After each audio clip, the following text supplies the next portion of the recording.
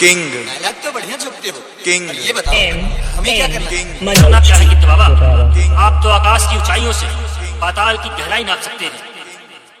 यदि आप मसला भाभी का पता लगा सकें तो बड़ी मेहरबानी होगी। इसमें मेहरबानी जैसी कोई बात नहीं महाराज उदल। मछला मेरी बेटी समान है, उसे ढूंढना मेरा फर्ज भी है और मेरा कर्तव्य भी। आए सुकार चले नंबर गए आसमान में दिन पर नजर ठहरती मान काले बादल की आंखों में जैसे काला कबूतर था।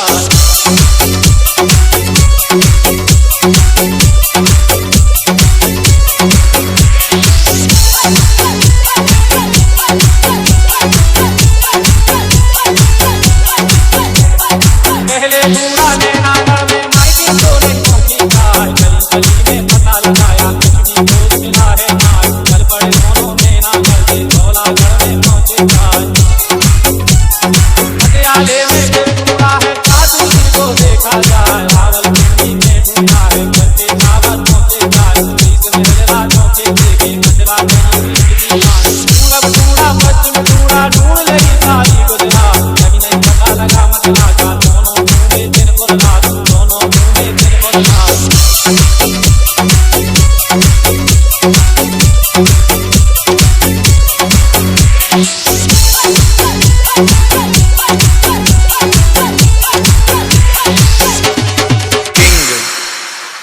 किंग किंग किंग मनोज हो गए कहीं मछला का पता न चला। अब क्या करें? हाँ स्वामी, वीर उदल को क्या जवाब देंगे? चलो वापस चले प्राणनाथ। नहीं, वापस लौटने का तो सवाल ही नहीं। या तो मछला का पता लगा के रहेंगे नहीं तो किसी अग्निकुंड में गिरकर अपने प्राण त्याग देंगे। ऐसा मत कहिए स्वामी। अरे वह दूर कौन सा नगर दिखाई दे रहा है स्वामी? हमने तो वहाँ मछला को खोजा ही नहीं। हाँ किसी वह नगर पथरीगढ़ है जहाँ का राजा बड़ा रसिया और आशिक मिजाज है। उसे बटेर लड़ाने का बड़ा शौक है। तो चले स्वामी। हाँ प्रिय चलो। मनोज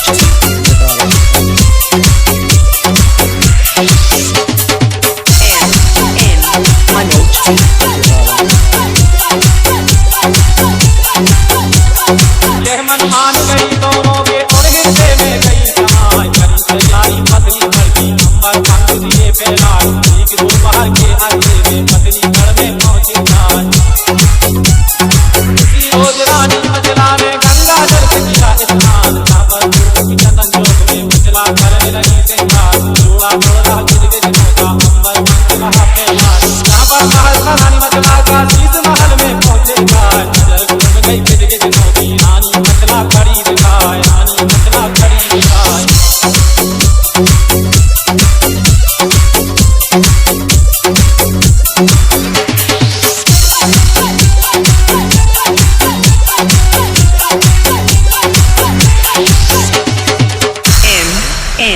मनोज जी राजा के महल में, वो भी रसिया राजा के महल में।